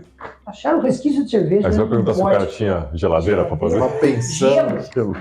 Gelo até tinha aquelas geleiras. Vai ver onde que era. No meio do deserto. Ali. Bom, legal, já vou mudar. A rota vai pra isso, gente. Vale a pena ver cerveja, ver fazer cerveja, experimentar cerveja. Eu vou copiar esse link que já mandar. Projetos de Piracicaba, cara. Até falando um pouco de cultura, né? Aproveitando o ensejo. Piracicaba tem muita coisa, né, cara? Bastante. Muita coisa nesse sentido e o pessoal não aproveita. E olha, muita coisa pra ser descoberta, viu? Sabe que imagino que sim. Eu tava conversando com minha esposa. Tem muita coisa num valor acessível. Mas eu não sei se é mal divulgado. Por exemplo, aquele negócio de luzes que teve no final do ano, eu achei muito legal e eu só vi pela TV depois, eu vi as matérias, mas eu não fiquei sabendo. Ali na Lagoa, você fala? Ah, o Natal iluminado. Natal iluminado. Natal iluminado. Depois eu fui ver a matéria em algum lugar, acho que foi no G1 até que saiu, mas eu não vi o anúncio. Cara, eu não sei. Eu acho que não é mal divulgado, porque eu vi anúncio disso, mas eu não parei pra prestar atenção. Tá, eu realmente não lembro. Eu só me toquei o dia que eu passei na frente da lagoa e vi uma estrutura ali. Falei, opa, tem alguma coisa aqui. Vai geral. Mas é interessante, tem muito conteúdo. É aquele assunto também da segmentação, né? No mundo do seu métier, você não busca aquilo, você fica seguindo exatamente dentro da sua bolha, ou aquilo que no seu cotidiano você acaba não enxergando isso, passa batido. É a imprensa. É o jornal, não falar da imprensa em si, mas é o jornal mais denso, com todas as notícias, onde você encontra tudo ali praticamente, numa cidade que é grande como Piracicaba, mas você consegue condensar num jornal bom, um jornal que tenha várias editorias. Bom ou ruim não, mas que ele seja completo. Hoje não, né? São 12 páginas que os jornais têm, e ali aquela notícia realmente, então não dá pra cobrir tudo. Não vai ter tudo ali. Então você tem que acompanhar outros veículos, você tem que ver outros canais, você tem que ouvir as rádios, e você não consegue fazer tudo isso o tempo todo, né? Você vai perder muita coisa. E hoje, o problema vamos voltar para a mídia social, né? Piracicaba não compete mais com a notícia, não são jornais de Piracicaba competindo entre si, são jornais de Piracicaba competindo com a notícia do mundo. Então, realmente perde o clique. Eu acho muito ruim quando a pessoa começa só a ver notícias por grandes veículos. Só sigo o G1. Porque aí você não vê muito local. Você vê local, exatamente. E tem muito site local. Tem um monte, que é bom, se não, mas que tem pra ser seguido. Pelo menos pra você fazer um formato fino, escolher ali, filtrar e depois seguir o que você tem mais confiança. Para falar em site, pra ficar no digital, tudo no celular, mas rádio, TV, então a TV não tem Piracicaba, então você tem alguns canais. Tem gente no YouTube, tá cheio de gente fazendo programa no YouTube. É verdade. Rádio digital, divulgar tudo isso. Eu só sigo o Estadão, só sigo a Folha. E da sua vida, da sua comunidade, né? A gente discute, é aquela máxima que a gente conversou. Volta no local, no micro, descentralização. É a máxima da política, né? A gente discute muito campanha de presidente e o prefeito tá aí. Não sabe o que o prefeito tá fazendo na sua vida. E não sei quem são os candidatos para esse ano, é verdade. O buraco na rua, você não pode reclamar do Lula, do Bolsonaro, ou do sei lá. E você passa todo dia em cima dele. Passa todo dia. E às vezes o vereador que pode te ajudar tá tomando um café aqui no lugar do mar. Seu pai, exato. E se você ficou até agora, né? Deixa um curtir pra nós, pelo menos. Xinga nós aí, pelo menos. Fala uma bobagem, reclama, né? Manda um sinal de fumaça aí que é importante pra gente. É isso, Cleitão? É isso aí, meu querido. Semana que vem tem mais? Semana que vem tem mais. Marcelinho, mais uma vez, muito obrigado pela presença, compartilhar a história aí. E você que é empresário, seu assessor de imprensa está aqui em Engenho da Notícia, não deixe de fazer um contato, pelo menos bater um papo, tomar um café. Vai lá tomar um café, Morro Grande, gente. Morro Grande. Vamos lá. Valeu, galera. Falou. Obrigado.